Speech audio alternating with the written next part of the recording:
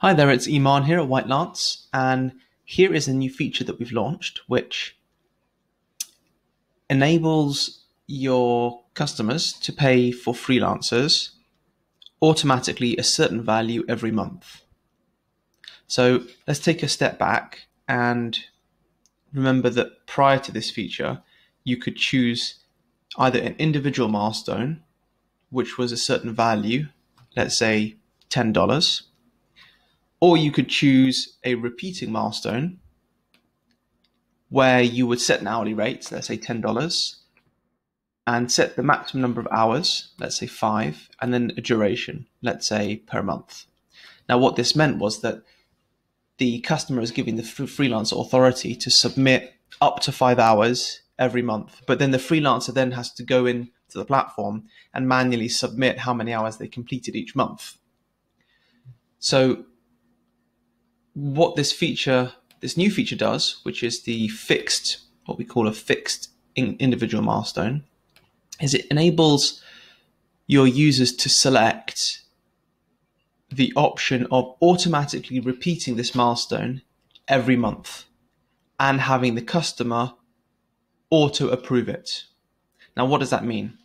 It means that, let's say you've got a customer who wants to hire a freelancer for a fixed amount, almost like a traditional salary in a traditional employment contract.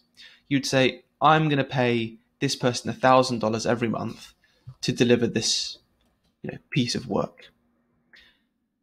Currently, you can't do that on our system because you would have to go in and create an individual milestone every month. You'd have to manually create a new milestone, or you'd have to use a repeating milestone, and the freelancer would need to go in and submit those hours every month. Now, with this new feature, this monthly kind of repeating and auto-approving feature, it automatically creates a new milestone every month at the same value, and it automatically approves it from the customer. So once as an individual, I have, let me put in a title here. Now, once I've added this and the customer has accepted it, then every month a new cycle will be created of $1,000. So you can see the current one has been created, and it hasn't obviously been paid yet. I've just done it, so it's waiting for the customer to approve it. When the customer has approved for it to begin, $1,000 will be paid every month on the day that I started it. So today is the 17th of June. So on the 17th of July, $1,000 will automatically be paid from the customer into the freelancer's account.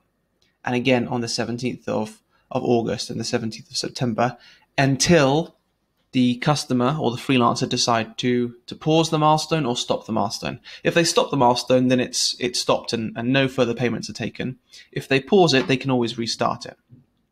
And if they do restart it, the date that it's billed on is the date that they restarted. So right now it's the 17th. So if I pause the milestone now and I restart it on the 20th, it's like it begins fresh on the 20th. So the 20th of every month, it will automatically be paid out. So a few details here. One is that when you pause or stop the milestone, it will prevent further payments from being taken. So let me give you an example. If, again, I started on the 17th, now let's say we come to the 17th of July, that's when it would normally be paid out. That $1,000 would be paid out on the 17th. But for whatever reason, on the 16th, if one of the users pauses or stops it, it will prevent the payment from being taken out on the 17th.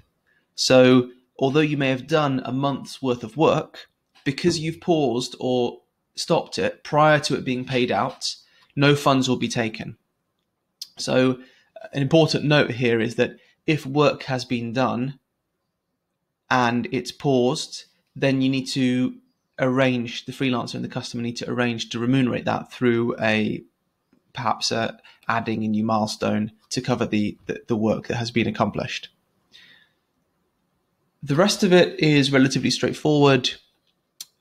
The other item to bear in mind is that some months have different dates, ending dates. So, for example, if you start on the 31st of August, then it comes to February, it's just going to be paid out on the last date. So if it was 28 days or 29 days, even though it hasn't hit the 31st, which was the monthly start, it will hit the last day. And likewise with the 30th or the 29th, etc., coming back to a 28th. The rest of it, I think I've explained already.